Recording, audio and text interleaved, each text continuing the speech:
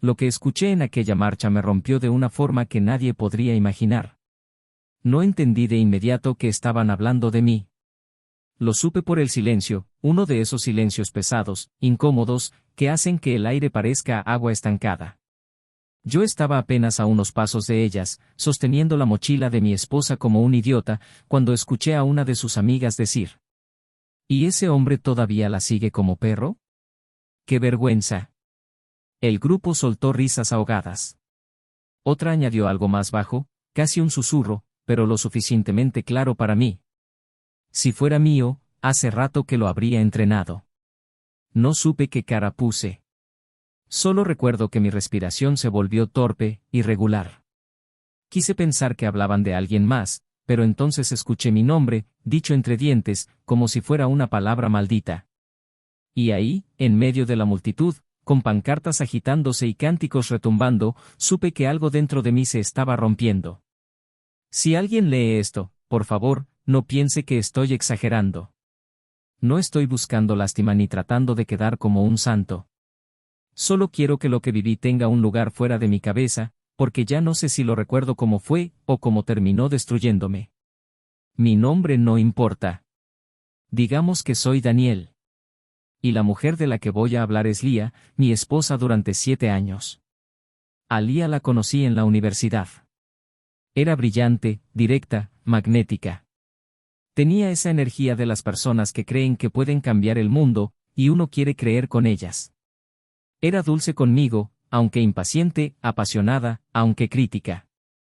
Si algo no le gustaba, lo decía sin rodeos. Pero jamás me faltó el respeto. No al inicio. Al contrario, solía decirme: necesito a alguien que me recuerde que puedo bajar la guardia. Alguien que no compita conmigo. Y yo sonreía, porque creía que aquello significaba que éramos un equipo. Pero, con el tiempo, su entorno cambió. Ella también. Nunca sabré en qué momento exacto empezó todo. Tal vez fue cuando entró a su nuevo trabajo, donde varias de sus compañeras formaban parte de un colectivo muy activo. Tal vez fue una conversación inocente que tomó camino propio. O quizás siempre hubo algo dentro de ella que esperaba despertar. Lo que sí sé es que, alrededor del 3er año de matrimonio, Lía comenzó a hablar de dinámicas, roles invisibles, micromachismos y un montón de cosas nuevas para mí. Al inicio me interesó entenderla. Quería conectar, compartir sus luchas, acompañarla. Pero cada intento mío por aportar, por comprender, por escuchar, terminaba convirtiéndose en una discusión. Si le sostenía la puerta, era condicionamiento patriarcal. Si pagaba la cena, era reproducir jerarquías económicas. Si le llevaba flores, era romantizar la opresión. Cada palabra que decía era analizada, diseccionada, corregida. Cada gesto mío era un símbolo de algo malo. Es agotador vivir en un juicio constante cuando lo único que quieres es amar. La primera vez que me humilló frente a otros fue en el cumpleaños de un amigo. Lo recuerdo perfecto porque me quedé helado. Yo solo le ofrecí servirle una copa.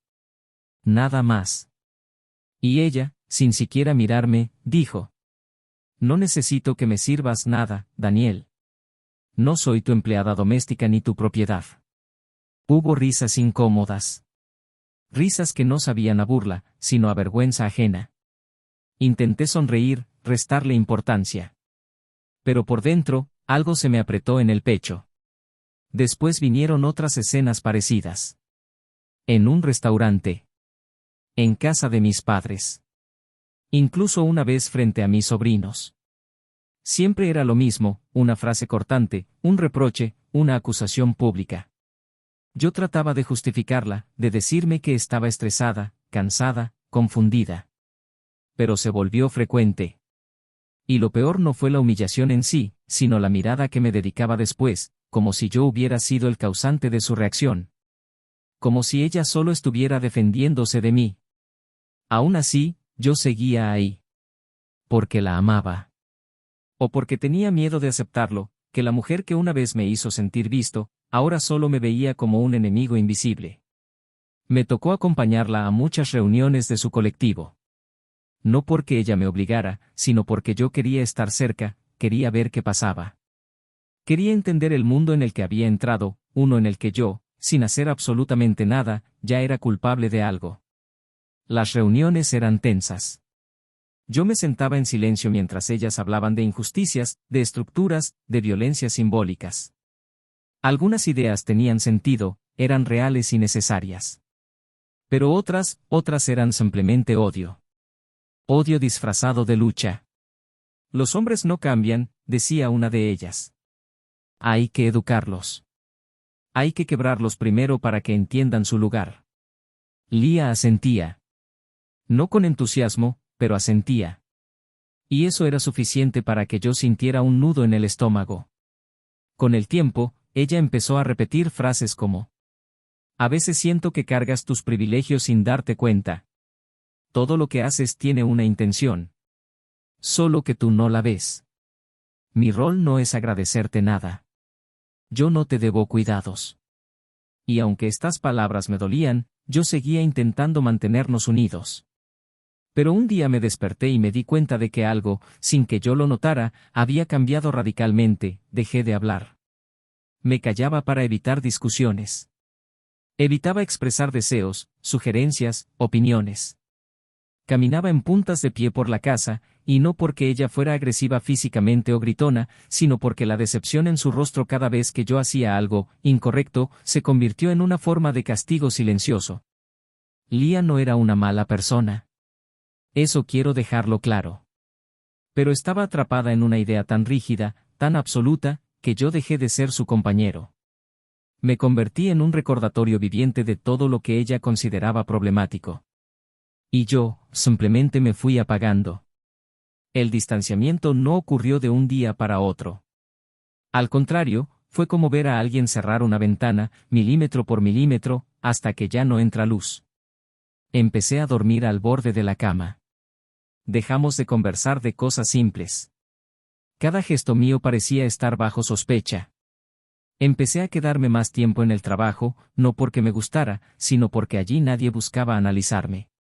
Ella lo notó. Claro que sí. Una noche me dijo: últimamente estás distante. ¿Te pasa algo? Yo quería decirle todo.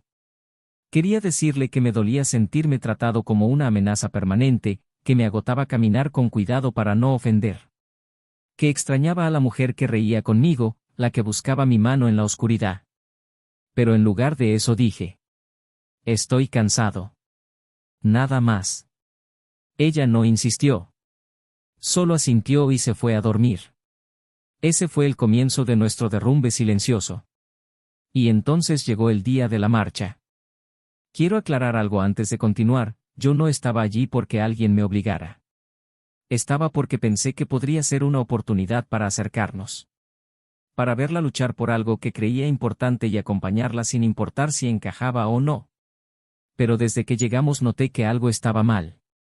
Las miradas que me lanzaban sus compañeras no eran neutrales. Algunas eran de desprecio abierto, otras de burla. Yo intenté mantenerme firme, tranquilo, respetuoso.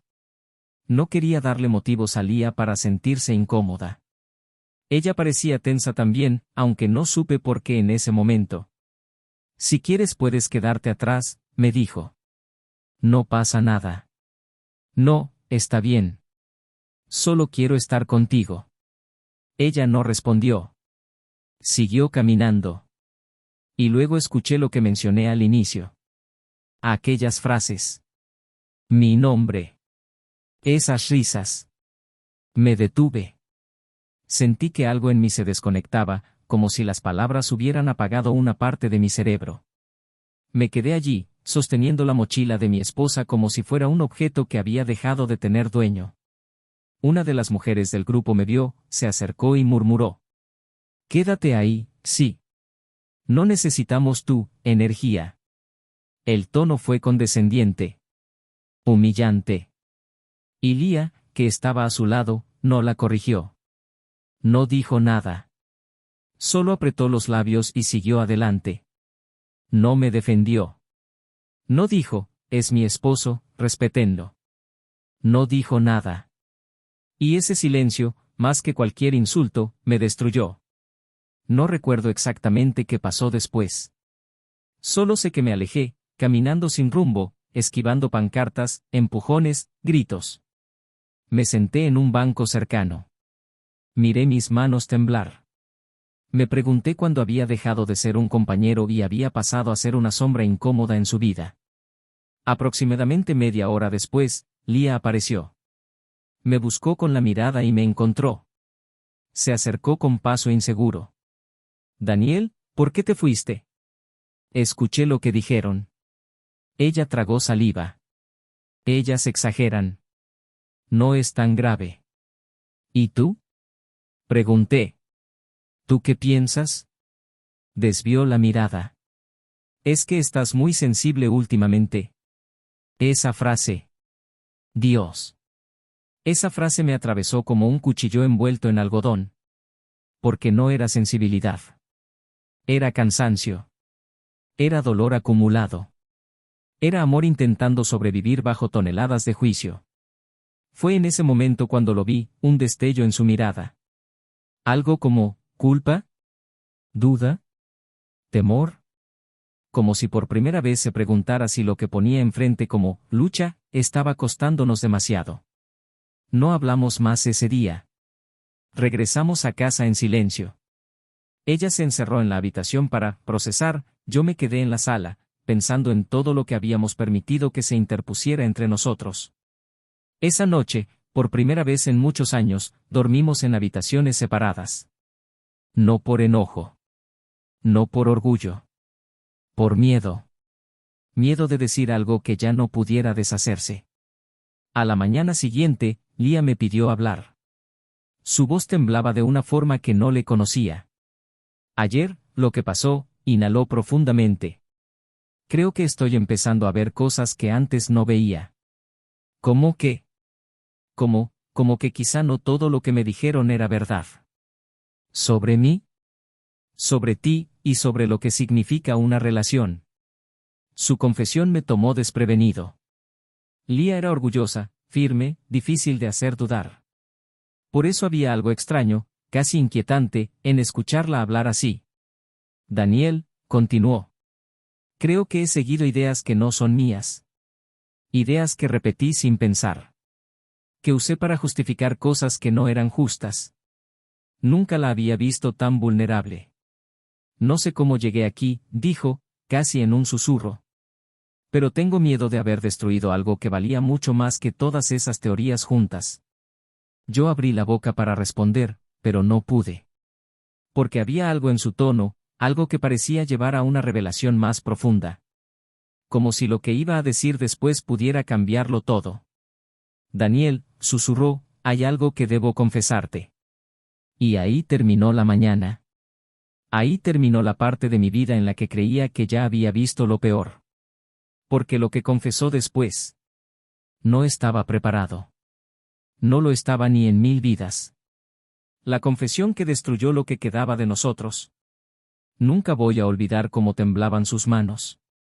Lía siempre había sido firme, controlada, segura de cada palabra que decía. Pero esa mañana, sentada frente a mí en la mesa del comedor, parecía una versión distorsionada de sí misma. Tenía los ojos hinchados, como si hubiera llorado durante horas. La luz de la ventana le caía de un lado, marcando sus ojeras, y eso la hacía ver casi irreconocible. Yo no sabía si debía acercarme o quedarme quieto. No sabía si estaba a punto de perderla, o si ya la había perdido. Daniel, repitió, ahora con un hilo de voz. Hay algo que no quiero seguir arrastrando. Mi corazón empezó a latir demasiado rápido, como si quisiera adelantarse a lo que venía. Dime, respondí, aunque una parte de mí ya estaba preparando una defensa contra cualquier posible golpe. Ella cerró los ojos, respiró hondo y dijo. No siempre pensé lo que decía. Muchas de las cosas que te reclamaba, no eran realmente mías. Yo fruncí el ceño, sin entender. ¿Cómo que no eran tuyas? Yo, tragó saliva. Cuando entré al colectivo, me sentía parte de algo por primera vez. Sentía que tenía voz. Que podía hacer una diferencia. Pero a la vez, sentía que si no repetía lo que ellas repetían, Si no actuaba como ellas actuaban, me iban a sacar. Me iban a ver como débil. O peor, como una traidora. Nunca imaginé que escucharía algo así de ella. Lía siempre había odiado la idea de dejarse influenciar por otros. Pero ahí estaba, admitiendo que había cedido a una presión que yo ni siquiera sabía que existía. Empecé a quejarme de cosas tuyas para encajar, continuó. A exagerar. A verme, víctima. Porque eso era lo que ellas premiaban. La víctima tenía apoyo. La mujer fuerte era la que señalaba, la que acusaba, la que ponía límites, incluso cuando no había nada que limitar. Yo sentí un vacío en el estómago. Entonces, dije con voz baja, ¿todo eso que me decías, eran palabras prestadas? No todo, admitió ella. Algunas cosas sí las pensaba, pero no de la forma en que las decía. No con esa crueldad. No con esa distancia. Pero me acostumbré. Esa forma de hablar, de tratarte, se volvió automática. Se cubrió la cara con las manos. Y no me di cuenta de cuánto te estaba perdiendo hasta ayer. Me quedé en silencio.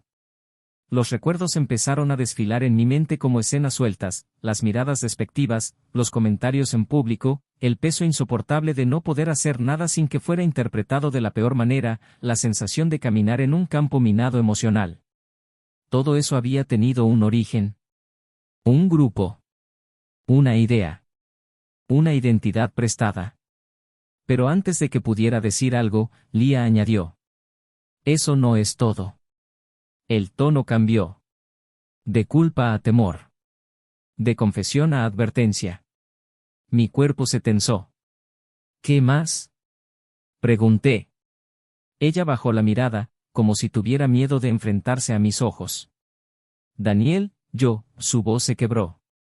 Yo hablé de ti a las demás. Les conté cosas tuyas, cosas privadas. Las exageré. A veces inventé detalles para encajar mejor en sus conversaciones. Mi pecho se apretó. ¿Inventaste, qué? Ella negó con la cabeza, desesperada. No cosas graves. Nunca dije que me hubieras hecho daño ni nada así, pero sí te pinté como alguien controlador, como alguien que esperaba cosas de mí que tú jamás me pediste. Y ellas me creyeron. Me felicitaban por resistir, por poner límites. Cerré los ojos. Sentí náuseas. ¿Cuánto tiempo estuviste haciendo eso? Meses, susurró. Tal vez un año. Un año. Un año entero en el que la mujer que juró construir una vida conmigo me convirtió en un personaje enemigo dentro de un grupo que ni siquiera me conocía. Un año en el que la persona que más confiaba en mí decidió que era útil retratarme como algo que no era. Lía, ¿por qué? Ella empezó a llorar. Porque me daba miedo quedarme sola. Ellas me hacían sentir fuerte. Me hacían sentir que pertenecía. Y no me di cuenta que para pertenecer, estaba sacrificando lo que tú y yo construimos. Sus palabras me atravesaron, pero había algo en su tono que indicaba que aún faltaba lo más duro. Daniel, lo peor no es eso. Yo abrí los ojos. Ella temblaba. Entonces dímelo, exigí con voz firme. Ellas planeaban hablar contigo, dijo, con la voz apenas audible. Ayer. Antes de que te fueras. Querían intervenirte. ¿Intervenirme? Asintió. Querían decirte que estabas oprimiéndome emocionalmente. Que necesitabas terapia. Que tus gestos, amables, eran una forma de control. Tragó saliva. Querían que yo, me alejara de ti, por salud. Mi respiración se detuvo. ¿Eso te dijeron? Sí. Y sus ojos se llenaron de lágrimas. Yo no las detuve. No lo impedí. Es más, una parte de mí lo consideró, por un segundo. Porque estaba tan perdida, tan metida en ese ambiente, que pensé que tal vez tenían razón.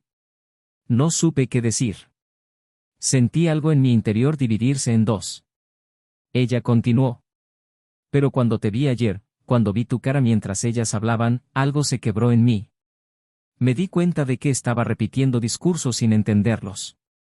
Me di cuenta de que me había rodeado de gente que no quería igualdad, sino superioridad. Y que yo había permitido que te humillaran solo para encajar. Se cubrió la boca, sollozando. Daniel, fui injusta contigo. Fui cruel. No sé cómo repararlo. No sé si se puede reparar. Me quedé mirándola. No dije nada durante largos segundos. Y entonces, ella agregó algo que no esperaba. Hay más. Yo ya estaba agotado emocionalmente. Pero su voz, temblorosa, me obligó a mantenerme firme. Dime todo, le pedí. Ella tragó saliva. Una de las chicas, de mis compañeras, hizo una pausa, como si necesitara juntar valor. Ella me insinuó que estaría mejor sin ti. Que había otras formas de amar sin depender de un hombre. Que podía explorar. ¿Y yo? Se le quebró la voz. ¿Tú qué? Pregunté, aunque sentí un miedo frío en la espalda. Yo la escuché. No hice nada. No la frené. No la contradije. Su voz bajó. Durante un tiempo pensé que quizás sería más fácil dejar de luchar contigo y simplemente dejarte atrás. Esas palabras dolieron más que todo lo anterior. No porque Lía hubiera actuado físicamente en mi contra, sino porque había contemplado un mundo donde yo no existía, donde nuestra relación era un lastre. Donde yo era un obstáculo. Pero no lo hice, añadió rápido. No lo hice porque me di cuenta de que esa idea no era mía. Era de ellas. De su narrativa. De su forma de ver el mundo. Y no quería perderte. Daniel, te amo. Pero te amaba con culpa, como si amar a un hombre fuera una traición a lo que querían que fuera. Se secó las lágrimas con la manga. Y ahora no sé quién soy sin todas esas voces en mi cabeza. Quizá esperabas que en ese momento yo la abrazara, que le dijera que todo estaría bien, que podíamos empezar de cero. Quisiera decir que fui ese tipo de hombre. Pero no. Porque algo dentro de mí se había desgastado tanto que ya no podía ser el salvador emocional de nadie. No esa vez. No después de todo lo escuchado. Necesito aire, le dije mientras me levantaba. Ella intentó sujetarme del brazo. Por favor, no te vayas. No me voy, respondí. Solo, necesito pensar. Me fui al balcón. Cerré la puerta con cuidado. Respiré profundamente, intentando ordenar mis pensamientos. Sentía tristeza, sí. Pero también rabia. Y confusión. Y una sensación nueva, distancia. Esa distancia que aparece cuando te das cuenta de que dejaste de reconocer a la persona frente a ti. Después de unos minutos, regresé a la sala. Ella seguía allí, esperando. Lía, dije. No sé qué vamos a hacer. No sé si esto se puede arreglar. Pero agradezco que hayas sido honesta. Ella asintió, con lágrimas silenciosas. Pero necesito entender algo, agregué. ¿Tú, quieres seguir conmigo? Nunca voy a olvidar la forma en que me miró. Era una mezcla de miedo, ternura, arrepentimiento y amor. Sí, Daniel. Quiero estar contigo. Pero, no sé si me lo merezco. No se trata de merecer, respondí. Se trata de sanar. Los dos. Porque tú también tienes cosas que enfrentar. Ella bajó la vista. Siento que podría hacerlo, dijo, pero no sé si podré hacerlo mientras siga cerca de ellas. De ese ambiente. Entonces aléjate, dije sin pensarlo. Ella levantó la mirada, sorprendida. ¿Crees que pueda? La pregunta es si quieres, repuse.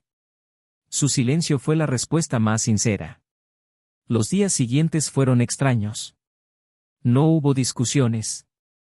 No hubo reproches. Solo un ambiente pesado, como si la casa entera supiera que algo estaba en ruinas. Lía dejó de asistir a reuniones.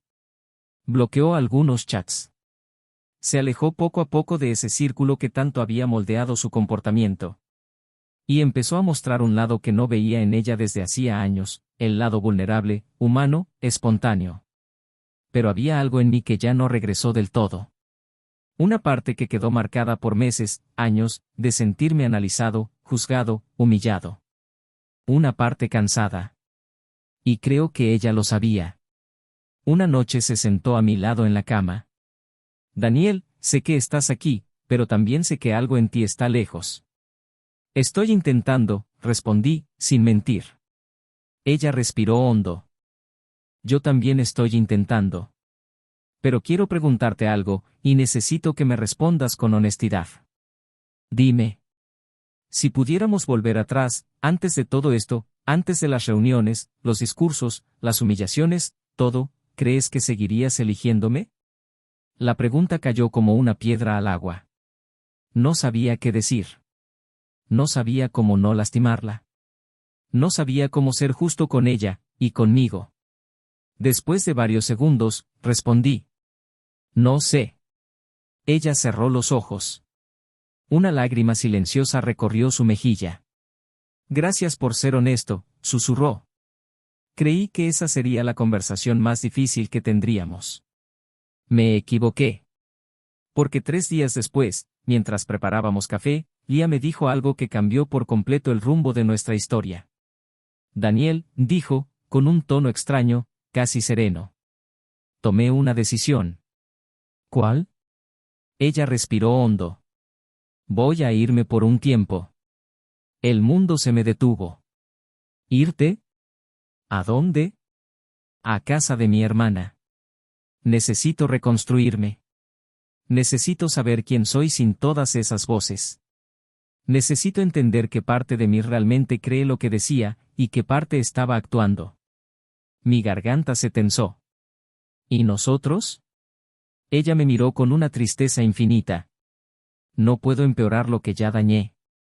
Y no puedo pedirte que cargues conmigo mientras intento descubrirme. Sería injusto. Para ti. Para los dos. Quise decirle que se quedara. Que podríamos intentarlo juntos.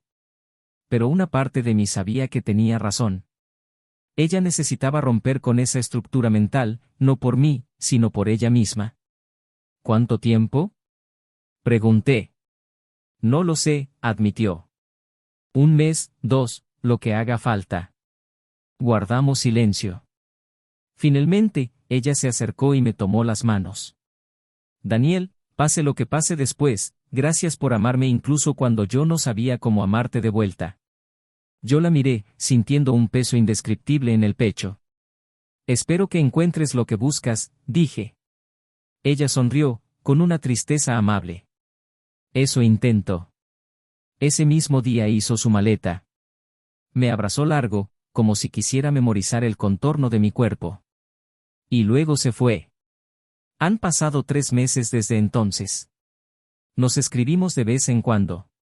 No para hablar del pasado, sino de cómo estamos. Ella está en terapia. Ha tomado distancia total de su antiguo círculo. Dice que se siente más ligera.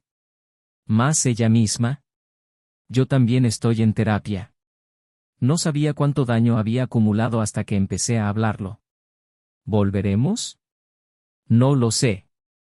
Hay días en los que siento que podríamos empezar desde cero. Otros días siento que lo mejor que nos dio el amor fue la despedida. Que algunas heridas no sanan volviendo al mismo lugar. Pero una cosa sí sé. El amor no se destruye por diferencias.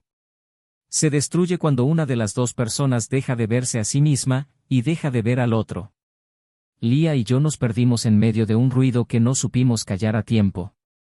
Ojalá algún día, cuando el silencio vuelva a ser nuestro, podamos encontrarnos de nuevo. O, quizás solo debamos recordarnos como lo que fuimos antes de que todo se torciera.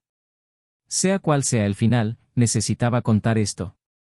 Porque hay historias que, si no las dices, se quedan muriendo adentro. Y yo ya no quería seguir muriendo un poco más cada día.